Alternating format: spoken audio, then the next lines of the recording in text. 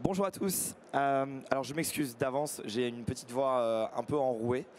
Donc je m'appelle Mathieu Cassel, je suis responsable de l'équipe ingénieur solutions chez Jamf pour la France. On va vous parler aujourd'hui de Zero Trust, puisque c'est le thème du salon.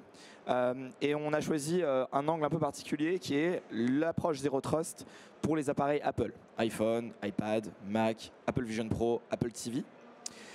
Et donc Jamf est en train de lancer une nouvelle technologie qui s'appelle les relais réseau, qui est une technologie qui est construite exclusivement pour les appareils Apple, et vous allez le voir dans un instant. Alors déjà, pour ceux qui ne nous connaissent pas, Jamf, notre mission, c'est d'aider les organisations à réussir avec Apple. On existe depuis maintenant 23 ans. On couvre à peu près 72 000 clients répartis sur 33 millions d'appareils à travers le monde. Et on est très fiers d'avoir la communauté d'administrateurs d'appareils Apple la plus importante au monde, avec plus de 100 000 personnes qui sont présentes dans la Jamf Nation. Donc c'est une communauté en ligne et vous pouvez la rejoindre gratuitement et échanger avec d'autres administrateurs de parcs Apple, d'iPad, d'iPhone, de Mac, etc. En France, on est présent sur plus de la moitié du CAC 40 et on a également un tiers des entreprises de la French Tech qui utilisent nos solutions pour gérer leurs appareils Apple. Au niveau mondial, on a des grandes marques comme IBM, SAP ou Salesforce qui utilisent nos solutions pour gérer leur flotte de milliers, voire de centaines de milliers d'appareils. Notre cœur de métier, c'est de gérer et de sécuriser à la fois les ordinateurs, mais également les mobiles, avec un fort focus sur Apple, même si vous allez le voir, on couvre aussi d'autres plateformes comme Android.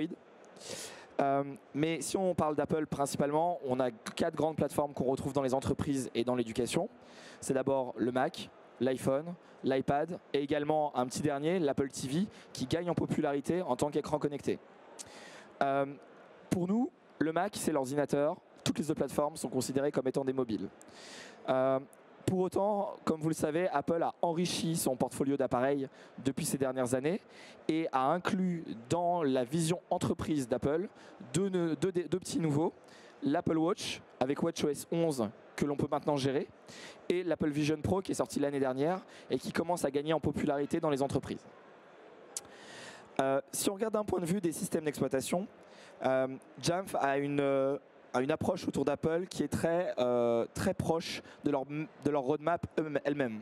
C'est-à-dire que Apple chaque année sort des nouveaux OS et de plus en plus nombreux, qui sont tous dérivés de macOS si on doit schématiser.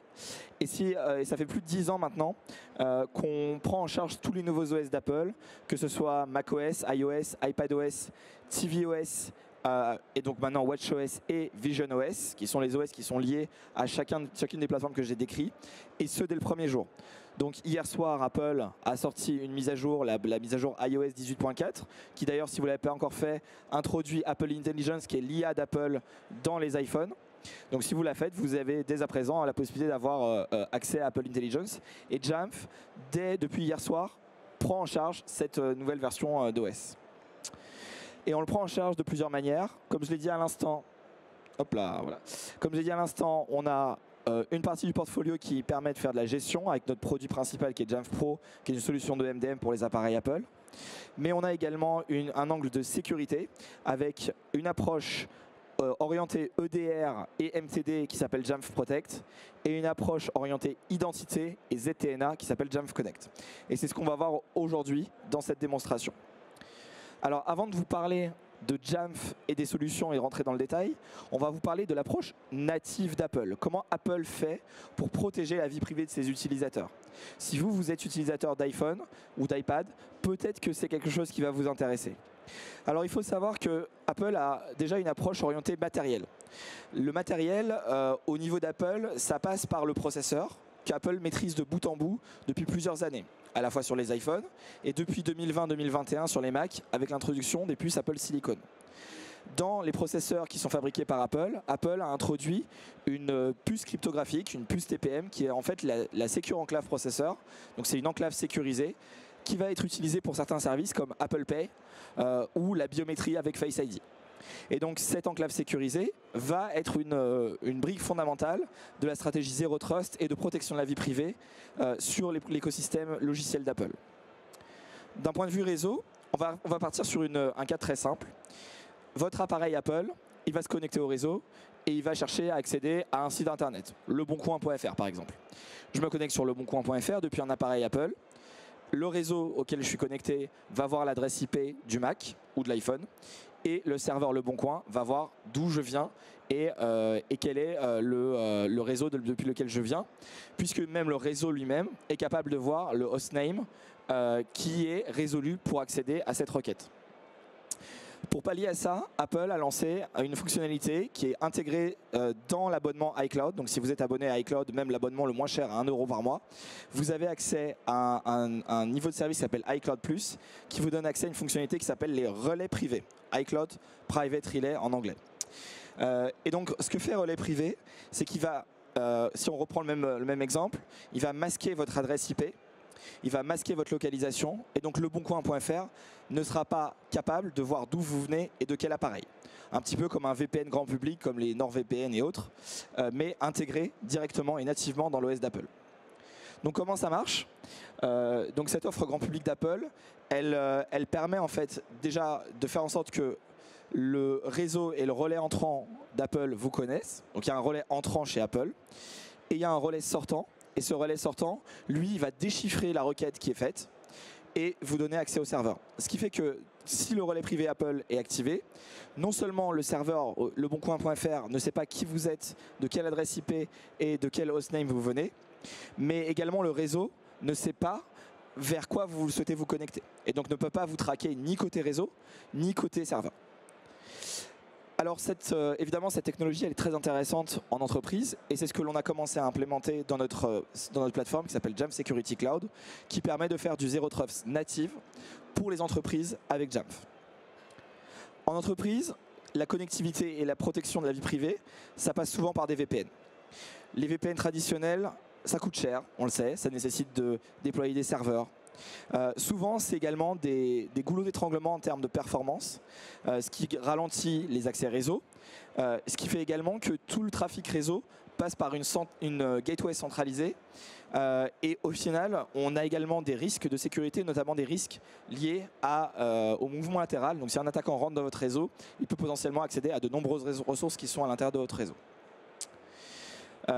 Donc le ZTNA, selon Jamf, on a deux approches. On a une approche basée sur le protocole VPN depuis des années. Donc on a notre propre solution ZTNA qui est cross-platform, Apple, Android et Windows, qui est basée sur le cloud, notre propre cloud qui s'appelle Jamf Security Cloud, et qui permet d'avoir toujours un niveau de connectivité extrêmement élevé, puisqu'on est 7 fois plus rapide en termes de connectivité que des VPN traditionnels. L'avantage d'utiliser ce type de solution, c'est que, vous allez renforcer la facilité d'accès à vos utilisateurs pour leur donner accès facilement aux ressources en minimisant les barrières techniques pour vos utilisateurs. Vous allez avoir une cohérence entre les différents appareils, puisqu'on a plusieurs plateformes qui sont supportées, ce qui vous assure que vos utilisateurs restent connectés d'où qu'ils travaillent. Et enfin, qu'on a une fiabilité et une performance avec des connexions qui sont fiables, une sécurité qui est priorisée, sans requérir une navigation complexe à travers des processus d'authentification type des VPN avec des certificats, ce genre de choses. Donc notre ZTNA, c'est basé sur une plateforme centrale qui s'appelle Jamf Security Cloud, qui a un haut niveau de disponibilité avec 3 couches de micro-tunnels et de la segmentation et des règles d'accès. Donc globalement, on va, grâce à Jamf Security Cloud, protéger l'accès à toutes les ressources d'entreprise, règle par règle, utilisateur par utilisateur et tram réseau par tram réseau. Et vous allez voir comment ça marche. Donc ça, c'est une approche basée sur le VPN. Et donc, ce qu'on s'est dit, c'est comment on pouvait aller encore plus loin et optimiser le Zero Trust pour les plateformes Apple. C'est là qu'entre en place le relais réseau avec le ZTNA, qui est actuellement disponible pour nos clients Jamf Security Cloud et qui est une méthode alternative de déploiement au VPN traditionnel. Le relais réseau apporte plusieurs bénéfices. Le premier, c'est le chiffrement au niveau de l'appareil lui-même et une authentification au niveau de l'appareil lui-même au lieu d'une authentification au niveau de l'utilisateur. Donc dans un VPN traditionnel, on va s'authentifier avec un certificat, avec un ID et un mot de passe par exemple. Alors qu'avec le relais réseau, on va s'authentifier en utilisant la puce Secure Enclave que je vous ai parlé tout à l'heure en introduction et qui est présente sur l'ensemble des appareils Apple, que ce soit des iPhones, des iPads, des Mac, des Apple TV ou même des casques Apple Vision Pro. Et donc, c'est également un complément parfait si vous avez déjà mis en place une stratégie Zero Trust ou vous avez commencé à mettre en place une stratégie Zero Trust, type Okta FastPass ou Entra ID avec le Zero Trust. Alors, on reprend nos bénéfices du ZTNA classique de Jamf basé sur le VPN, mais maintenant on l'upgrade avec le Network Relay. Et les avantages supplémentaires que vous allez avoir, c'est une connectivité transparente. Et surtout, le Network Relay, il va vous octroyer une connectivité toujours active, du Always On Network, ce qui vous assure l'accès à vos ressources critiques sans authentification complexe ou sans configuration également complexe. On va également pouvoir avoir une expérience unifiée, pas besoin d'avoir un agent à déployer sur les appareils, pas besoin de software supplémentaire, tout marche nativement en utilisant ce qui est intégré dans les appareils Apple. Donc c'est complètement natif. Et ça utilise donc des technologies natives d'Apple, ce qui permet d'avoir des connexions qui sont rapides, efficientes, avec des accès non interrompus, même que lorsqu'on est en déplacement, sans ralentir les workflows que vous avez mis en place. Donc si on prend le petit schéma qu'on a vu tout à l'heure avec iCloud Private Relay, ce schéma, il existe aussi dans l'écosystème Jamf, et c'est exactement le même. Donc l'utilisateur, il va se connecter au relais Jamf, et la requête, elle va être ensuite passée au gateway Jamf. Donc on a 52 gateways à travers le monde. Donc vous pouvez dire, mon trafic, si j'ai mon utilisateur qui est en Australie, et j'ai envie de faire ressortir mon trafic par le backbone de Jamf et le refaire sortir en Union européenne, je peux le faire grâce à cette infrastructure. Ce qui fait que également, côté serveur, on peut dire, je n'accepte des connexions que si ça provient d'une gateway de Jamf auquel moi j'ai la maîtrise et auquel je fais confiance. Alors comment ça se configure? Donc on a un portail qui permet de créer ces règles d'accès ZTNA. Donc dans Jamf Security Cloud, c'est un petit peu petit, mais vous le verrez un petit peu plus en détail dans un instant. Il va vous permettre de créer ce qu'on appelle des règles d'accès. Donc on a des règles d'accès basées sur une collection de règles d'accès comme les Microsoft ou Okta ou Google ou Workday, ou voilà ce que vous voulez. Et on va ensuite pouvoir définir dans ces règles d'accès auprès de quelle route on souhaite faire transiter le trafic. Donc là, en l'occurrence, j'ai également la capacité de visualiser si mon appareil est conforme à une règle d'accès que j'ai définie. Par exemple, s'il n'y a pas de virus ou s'il est bien géré par une solution de MDM comme Jamf Pro. Et également de définir la route vers laquelle il va sortir pour pouvoir y accéder. Alors, derrière le relais réseau, il y a plusieurs technologies natives d'Apple. En fait, il y en a deux. Déjà, il y a le relais réseau elle-même, qui est une technologie native intégrée à Apple. Et de l'autre côté, on a les attestations d'appareils gérés, dont je vais vous parler dans un instant, qui sont liées à la fameuse puce Secure Enclave Processor que je vous ai parlé tout à l'heure.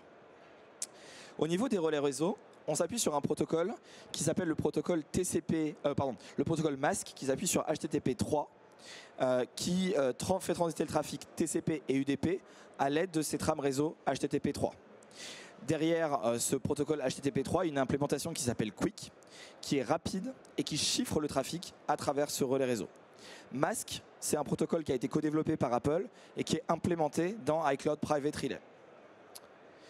Ensuite, on n'a pas besoin d'avoir un agent, comme je l'ai dit, avec le relais réseau. Tout s'appuie sur des profils de configuration macOS natifs.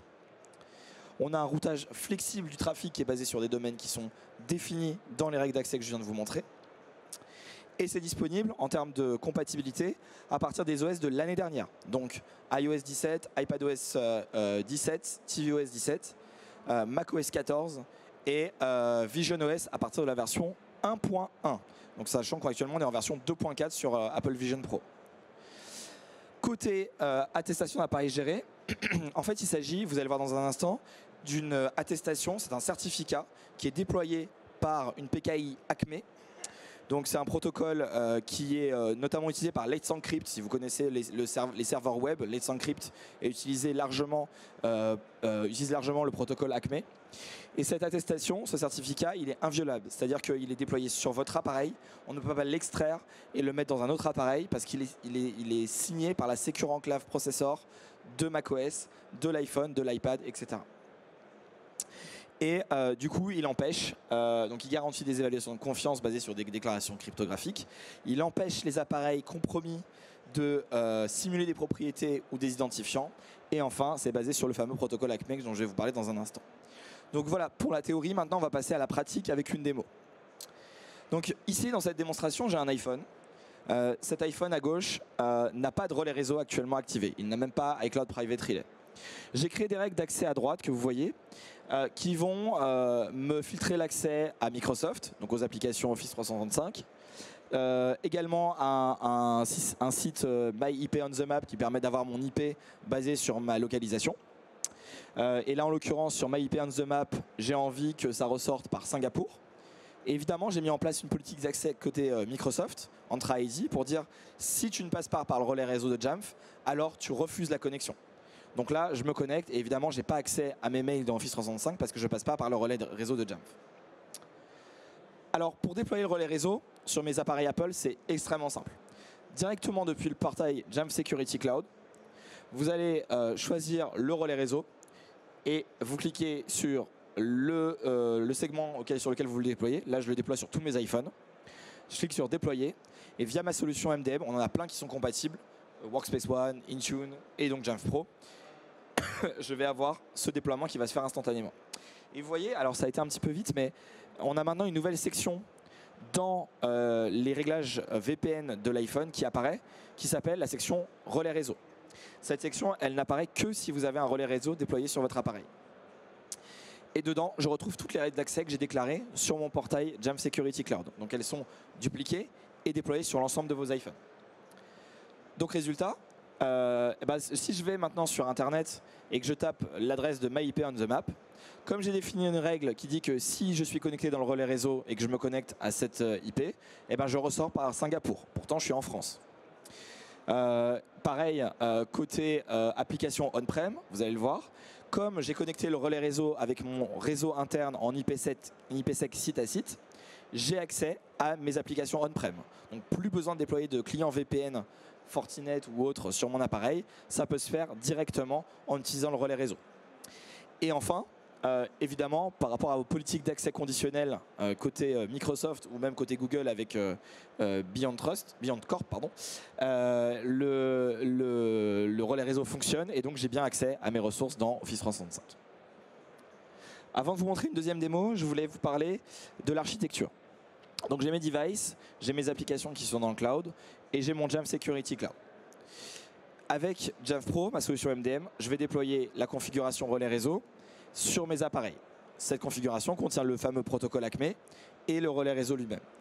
On a une PKI que l'on maîtrise, Jamf ACME CA, qui va déployer un certificat ACME et ensuite qui va être signé par Apple et signé par la Secure Enclave de l'appareil, ce qui fait que ma connexion devient inviolable.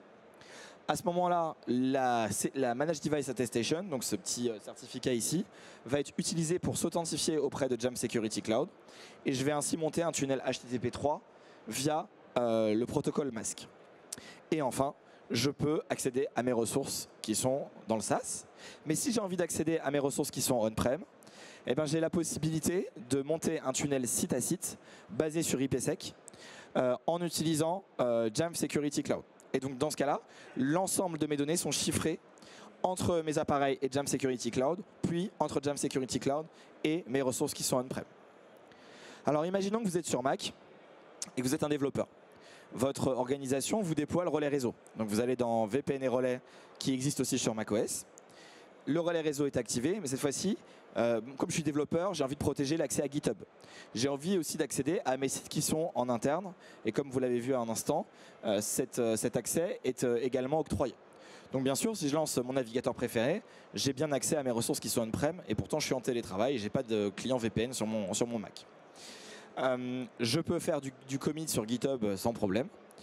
Et alors, il faut savoir également que Jamf a un outil qui s'appelle Jamf Protect, qui est un EDR pour Mac. Ce n'est pas l'objet de la session aujourd'hui, mais Jamf Protect est capable de détecter des menaces, des malwares. Et il est capable également d'alerter Jamf Security Cloud qui a un problème avec cette machine. Donc là, j'ai fait une simulation de reverse shell sur ma machine. Et instantanément, le relais réseau, même s'il est toujours présent sur l'appareil, il est déconnecté parce que d'un point de vue de Jamf Security Cloud, on ne considère plus que ce Mac est suffisamment sécurisé. Je n'ai plus accès à mes ressources on-prem et je ne peux plus faire de commit sur GitHub en s'appuyant sur le relais réseau que j'ai défini à un instant. Donc la brique supplémentaire, c'est que en fait, si vous avez une solution de sécurité comme Jamf Protect, vous pouvez évaluer la politique d'accès et garantir qu'en fait un appareil qui est géré par Jamf et qui est également protégé et vierge de toute menace a le droit de se connecter au relais réseau et a le droit d'accéder aux applications que vous avez définies dans les règles d'accès.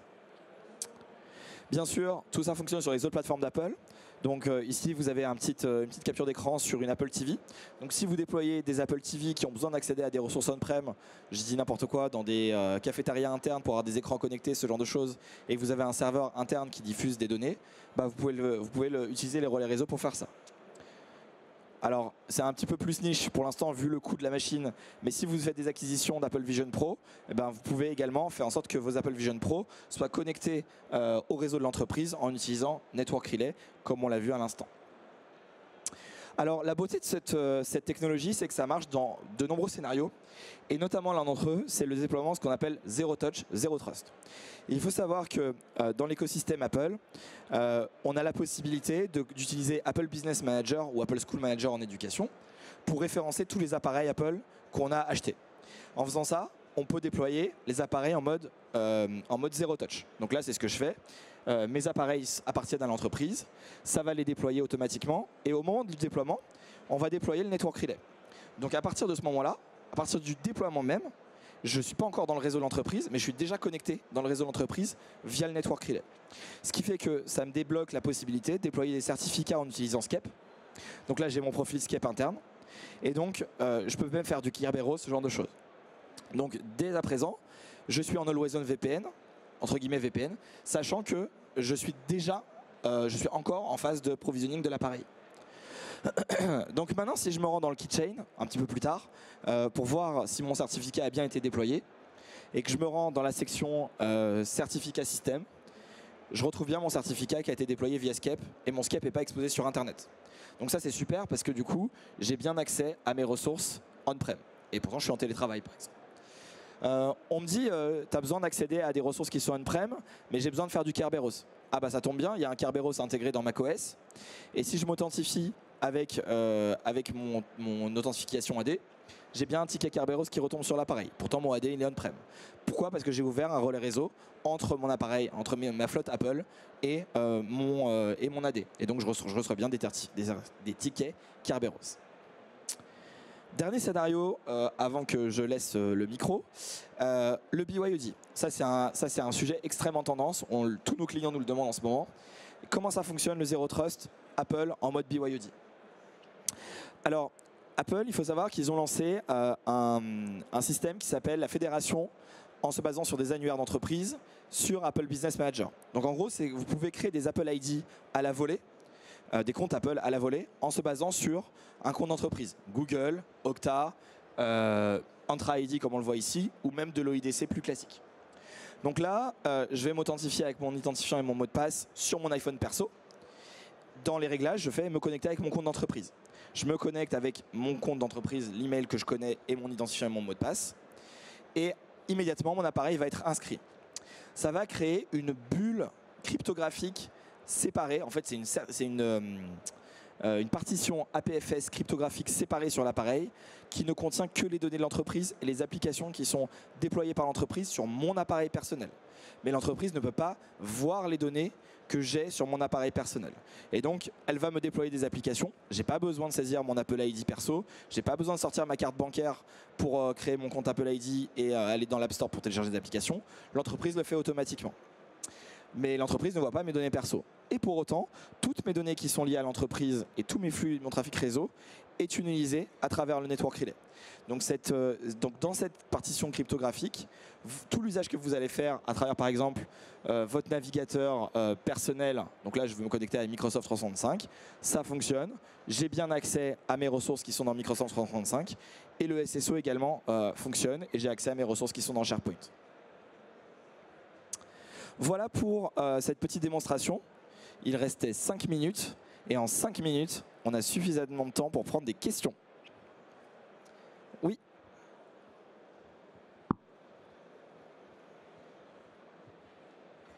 Pour la dernière partie que vous nous avez montré avec justement ce double profil pro, perso sur les iPhones, tout le trafic du coup qui serait sur d'autres sites hors environnement professionnel, par exemple, imaginons une application on-prem. Si par exemple moi je vais sur Twitter, est-ce que le trafic est quand même routé à travers le relais réseau? Alors, tout ce qui est. Donc en fait, c'est personnel. Trafic personnel. Comme vous avez vu, on crée des règles d'accès. Donc les règles d'accès vont définir les ressources qui sont liées à l'entreprise.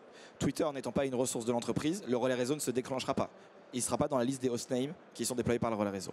Donc les données privées sont préservées. Et d'ailleurs, si à titre privé vous avez iCloud Private Relay, vous pouvez très bien faire transiter votre trafic personnel. D'ailleurs, c'est moi ce que je fais.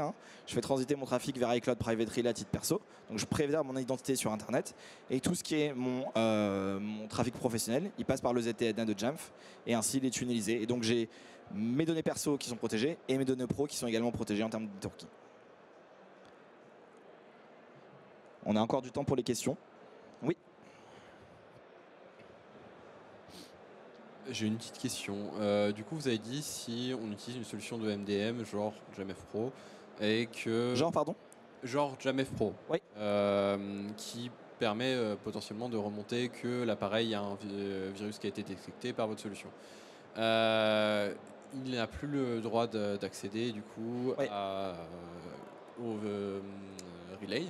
Le souci, c'est si l'appareil a un virus, mais que mettons que Jamf Pro ou une autre solution de MDM ne fonctionne pas ou a un souci et ne renvoie rien. Est-ce que s'il n'y a pas de retour de Jamf Pro ou d'un autre MDM, la solution peut quand même, enfin l'appareil peut quand même se connecter?